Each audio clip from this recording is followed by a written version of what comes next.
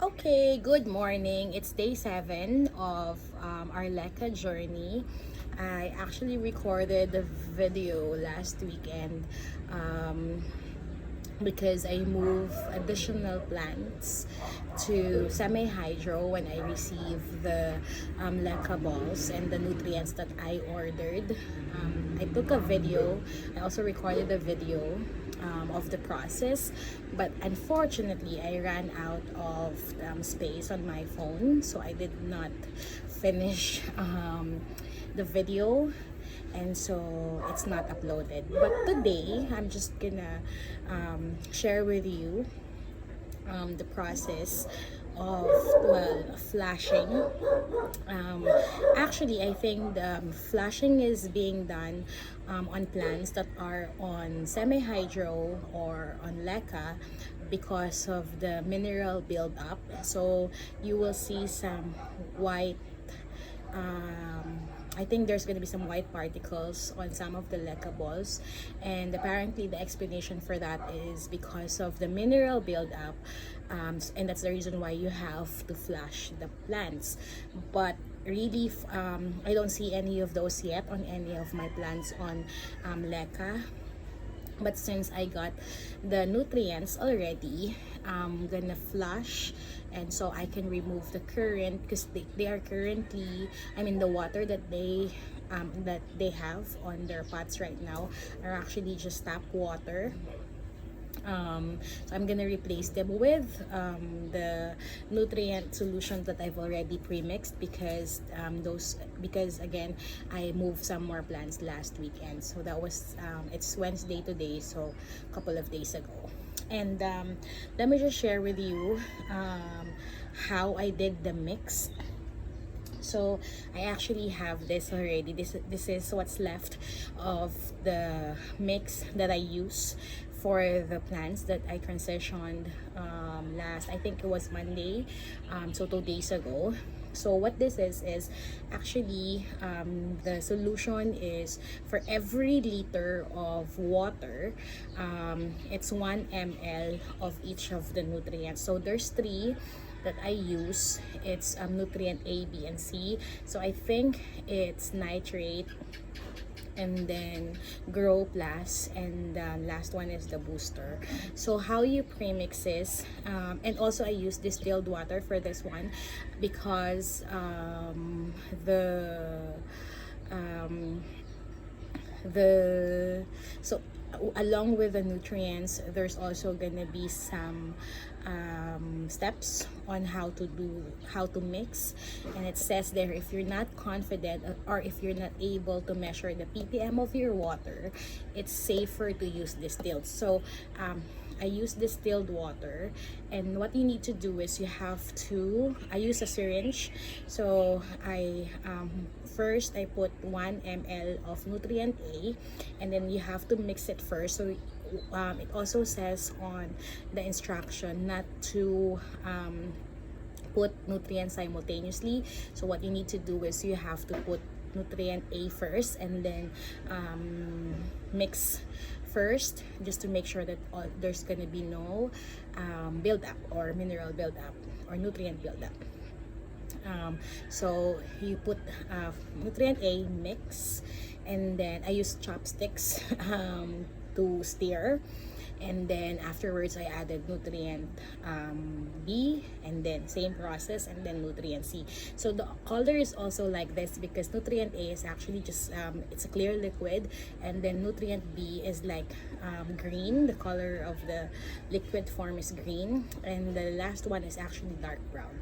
So that's the reason why this is the result. So, and today, since I've used different kind of setup for the first few plants that I transitioned to semi-hydro, we will also see how it's gonna be done. Although this is the first time I'm doing it, so it may not be perfect. So let's just go through the process. I've prepared some tap water for flashing as well. So the first one is actually the baby rubber tree, and this one I use just no, actually this is already nutrient water. so no flashing for this one. But actually this one is in a container where there are holes already, so if in case you need to flash, so you just pour water and then it's gonna go out of this hole here, and then also below, no sorry, there's none below, but the water is gonna come out of here, so you can just pour it like that and then make sure it's flushed completely and then add nutrient water. So there. So actually this one is already on nutrient water. I'm sorry, I forgot, this is actually one of the few plants that I moved to Leka last Monday. So okay, so this one I'm sure was the one of the first few that I moved to Leka on day one. And the reason why I'm sure is because the Leka balls actually are smaller, because the first batch I ordered from a different shop actually are smaller Leka balls, and the additional ones that I ordered that arrived last Monday actually from a different shop are actually, they're a little bit bigger. So yeah, okay, so now this one, the way that this is currently set up is there's also a hole. I drilled some holes there on the sides. Actually this can stand on its own without using the additional container anymore, but just to make sure there's no spillage, because I drilled the hole I think a little bit too low. So there. So the way that we're gonna flash is we're just gonna put some tap water here. I'm gonna try my best to show you how it's done using this process, and I actually have a pail here which you don't see, but that's where the water is gonna go. So oops, okay, apparently I can show you because the waters are dripping from the sides. Let me try. There. So that's how we're gonna flush. You can actually do this, you can do this, you can put the container underneath your faucet in your sink. Oh, I see some insects, that's weird. Anyway, so we're just gonna do this, and then just to make sure that you have all of the old water out, so just gonna drip it like this.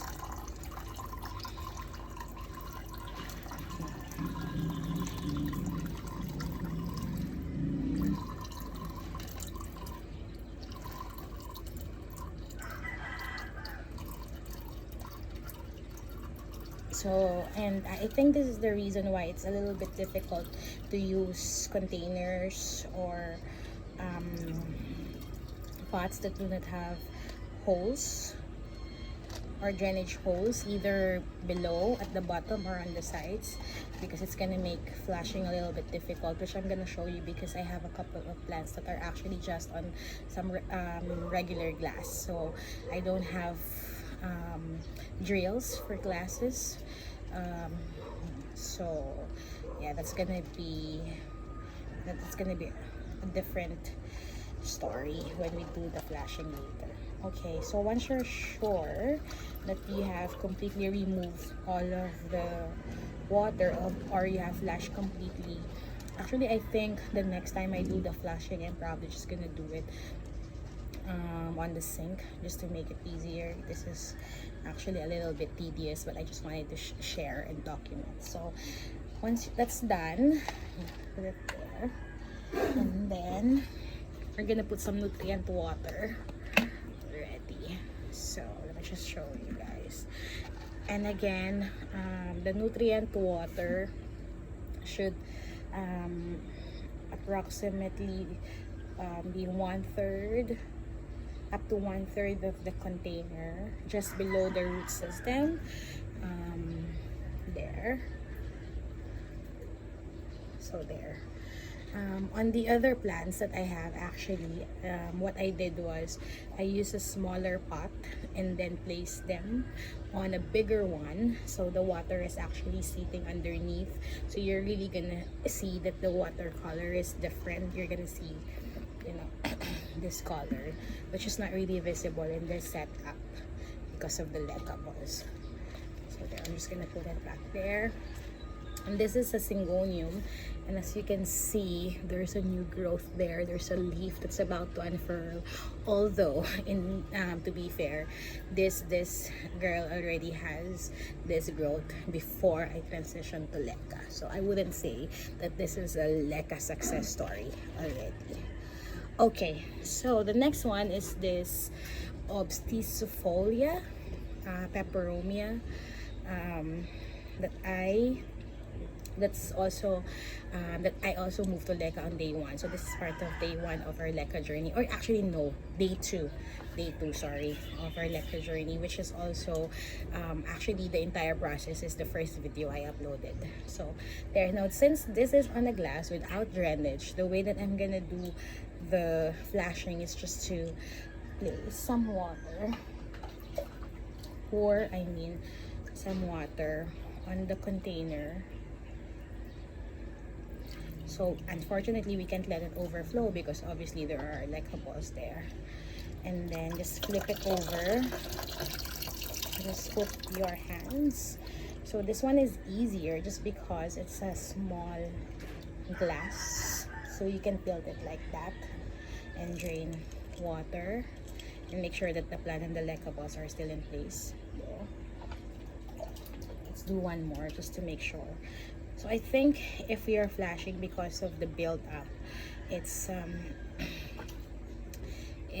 more critical that you really like flush until you don't see the white particles anymore. But this one we're not really flashing because of that reason, just because we're replacing the current water reservoir with a nutrient mix. So same process. Okay, let's just put this down to make it easier.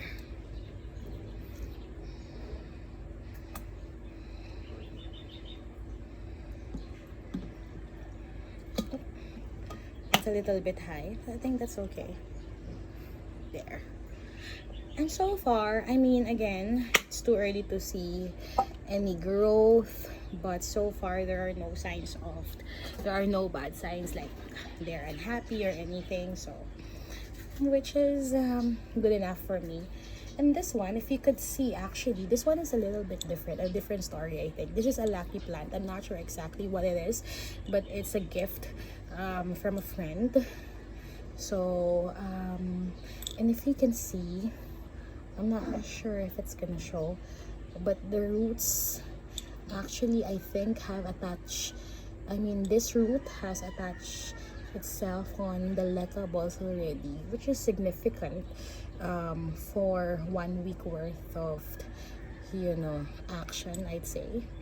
And also I feel that because the water reservoir here was also a little bit high, so I think this plant absorbs water faster than the rest that I have transitioned. And I'm not quite sure, but I think this growth here, I'm not sure if she had it when I moved her to leca or if this is a new one after she already transitioned. I'm gonna have to review, but if it's a new one, then she must really love the leca setup.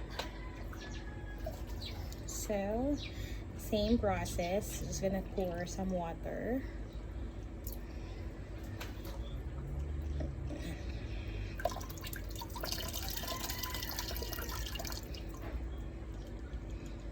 Okay.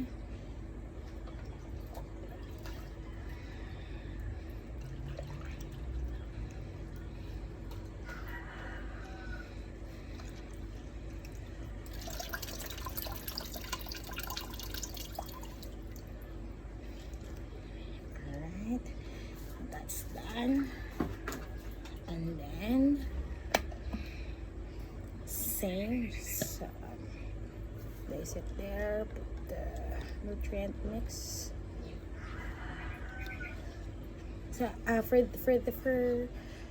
this plant, I'm probably just gonna give her a little bit more of the water nutrient, just because again I think she absorbs the water a little bit faster than the other plants, because it's been a week and she's almost like she's about to dry up. So yeah, okay, so that's it for day 7. It's been a week of this entire LECA journey. I'm very excited so far. None of the plants I've transitioned is looking sad or so far none has responded, you know, negatively to the transition so far. But also on the other side, to be fair, haven't really seen any significant growth on any of the plants, but again, it's just been days, right? Well, except for this, or any major change except for the Lucky Tree, whose roots seem to have attached itself already on the LECA balls. But other than that, the other plants are just, you know, I think they're still trying to acclimate on the new setup and still trying to get used to the change.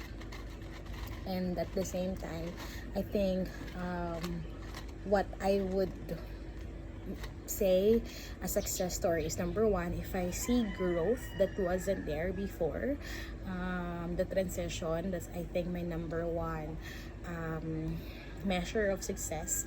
And second is if I see some water roots already, because again, one of the changes when you move some plants from soil into semi-hydro is that they will shed off most, if not all, of their soil roots, and they will develop water roots, which in terms of visual looks different, because it's gonna look more fuzzy, like the, you know, just like the roots from plants that you are propagating in water.